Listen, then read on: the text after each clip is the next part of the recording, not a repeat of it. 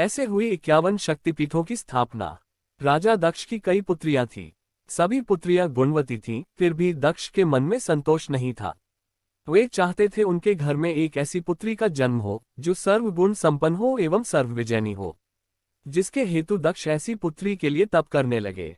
तप करते करते अधिक दिन बीत गए तो भगवती आद्या ने प्रकट होकर कहा, मैं तुम्हारे तप से प्रसन्न हूँ। तुम किस कारण तप कर रहे हो? दक्ष ने तप करने का कारण बताया तो माँ बोली, मैं स्वयं पुत्री रूप में तुम्हारे यहाँ जन्म लूंगी। मैं सती के रूप में जन्म लेकर अपनी लीलाओं का विस्तार करूंगी। अतः भगवती आद्या ने सती रूप में दक्ष के यहाँ जन्म लिया। सती दक्ष की सभी पुत्रियों में सबसे अलौकिक थी। सती ने बाल्य अवस्था में ही कई अलौकिक कार्य कर दिखाए थे, जिन्हें देखकर स्वयं दक्ष भी चकित हो जाते थे। जब सती विवाह योग्य हो गई तो दक्ष को उनके लिए वर की चिंता होने लगी। उन्होंने ब्रह्मा जी से इस विषय में परामर्श किया। ब्रह्मा जी ने कहा, सती आद्या का अवतार है। आद्या आदि शक्ति और शिव आदि पुरुष हैं। अतः सती के विवाह के लिए शिव ही योग्य व उचित वर है। दक्ष ने ब्रह्मा जी की बात मानकर सती का विवाह भगवान शिव के साथ कर दिया। सती कैलाश में जाकर भगवान शिव के साथ रहने लगी। भगवान शिव दक्ष के दामाद थे, किंतु एक ऐसी घटना घटित हो गई जिसके कारण दक्ष के हृदय में भगवान शिव के प्रति बैर पैदा हो गया। एक बार देवलोक में ब्रह्मा ने धर्म के निरूपण के लिए एक सभा का आयोजन किया था। सभी बड़े बड़े देवता सभा में एकत्र हो गए थे। भगवान शिव भी इस सभा में बैठे थे। सभा मंडल में दक्ष का आगमन हुआ। दक्ष के आगमन पर सभी देवता उठकर खड़े हो गए, पर भगवान शिव खड़े नहीं हुए। उन्होंने दक्ष को प्रणाम भी नहीं किया। फलतः दक्ष ने अपमान का अनुभव किया। केवल यही नहीं, उनके हृदय में भगवान शिव के प्रति ईर्ष्या की आग जल उठी। वे उनसे बदला लेने के लिए समय और अवसर की प्रतीक्षा करने लगे। एक बार सती और शिव कैलाश पर्वत पर बैठे हुए परस्पर वार्तालाप कर रहे थे। उसी समय आकाश मार्ग से कई विमान कनखल की ओर जाते हुए दिखाई पड़े। सती ने उन विमानों को दिखकर भगवान शिव से पूछा, प्रभु ये सभी विमान किसके हैं और कहाँ जा रहे हैं? भगवान शकन ने उत्तर दिया, आपके पिता ने बहुत बड़े यज्ञ का आयोजन किया है। सभी देवता इन विमानों में बैठकर उसी यज्ञ में सम्मिलित होने के लिए जा रहे हैं। इस पर सती ने दूसरा प्रश्न किया, क्या मेरे पिता ने आपको यज्ञ में सम्मिलित होने के लिए नहीं बुलाया? भगवान शंकर ने उत्तर दिया, आपके पिता मुझसे बैर रखते हैं, फिर वे मुझे क्यों बुलाने लगे? सती मन ही मन सोचने लगी, फिर बोली, यज्ञ के इस अवसर पर अवश्य मेरी सभी बहनें आएंगी। उनसे मिले बहुत दिन हो गए। यदि आपकी अनुमति हो तो मैं भी अपने पिता के घर जाना चाहती हूँ। यज्ञ में सम्मिलित हो लूंगी और बहनों से भी मिल लूंगी। भगवान शिव ने उत्तर दिया, इस समय वहां जाना उचित नहीं होगा। आपके पिता मुझसे जलते हैं, हो सकता है वे आपका भी अपमान करें। बिना बुलाए किसी के घर जाना उचित नहीं होता। इस पर सती ने प्रश्न किया, ऐसा क्यों? भगवान शिव ने उत्तर दिया, विवाहिता लड़की को बिना बुलाए पिता के घर नहीं जाना चाहिए, क्योंकि विवाह हो जाने पर लड़की अपने पति की हो जाती है। पिता के घर से उसका संबंध टूट जाता है। लेकिन सती पीहर जाने के लिए हट करती रही, अपनी बात बार बार दोहराती रही। उनकी इच्छा देखकर भगवान शिव ने पीहर जाने की अनुमति दे दी। उनके साथ अपना एक गण भी साथ में भेज दिया। उस गण का नाम वीरभद्र था। सती वीरभद्र के साथ अपने पिता के घर गईं।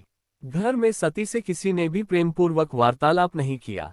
दक्ष ने उन्हें देखकर कहा, तुम क्या यहाँ मेरा अपमान कराने आई हो?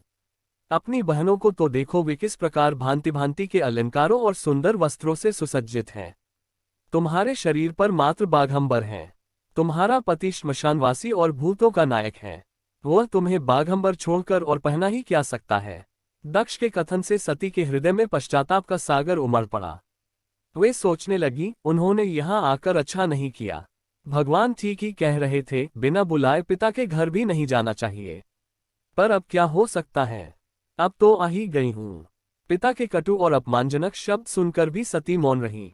वे उस यज्ञमंडल में गईं जहाँ सभी देवता और ऋषि मुनि बैठे थे तथा यज्ञकुंड में धू धू करती जलती हुई अग्नि में आहुतियां डाली जा रही थीं।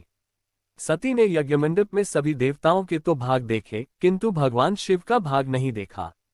वे भगवान शिव का भाग न देखकर अपने पिता से बोली, पिताजी यज्ञ में तो सबके भाग दिखाई पड़ रहे हैं, किंतु शिव का भाग नहीं है। आपने उनका भाग क्यों नहीं रखा? दक्ष ने गर्व से उत्तर दिया, मैं तुम्हारे पति शिव को देवता नहीं समझता। वह तो भूतों का स्वामी, नग्न रहने वाला और हड्डियों की माला धारण करने वाला है। वह देवताओं की पंक्ति में बैठने योग्य नहीं है। उसे कौन भाग देगा? सती के नेत्र लाल हो उठे। उनका मुखमंडल प्रलय के सूर्य की भांति तेजोदीप्त हो उठा। उन्होंने पीड़ा से तिलमिलाते हुए कहा, ओह, मैं इन शब्दों को कैसे सुन रही हूँ, मुझे धिक्कार है।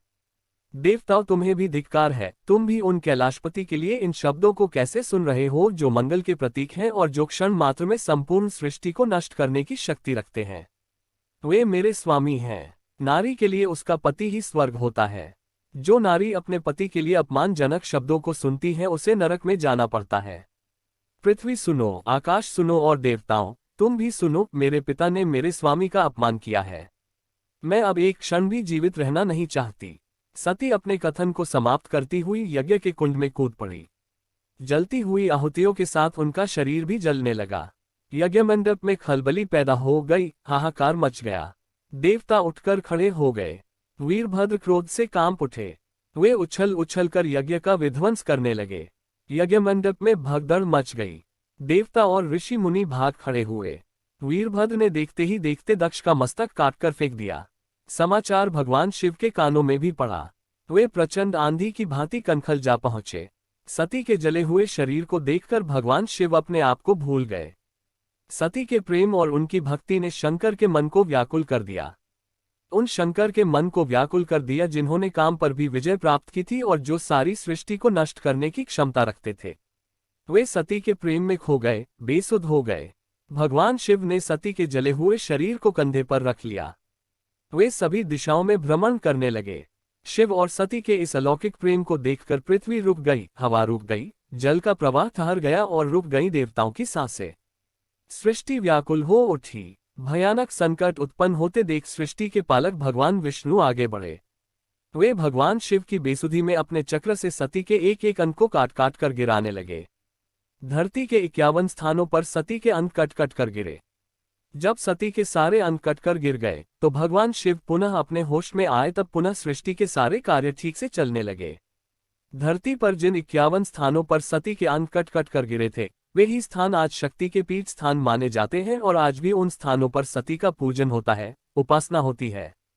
कहानी अच्छी लगी हो तो लाइक और सब्सक्राइब करें।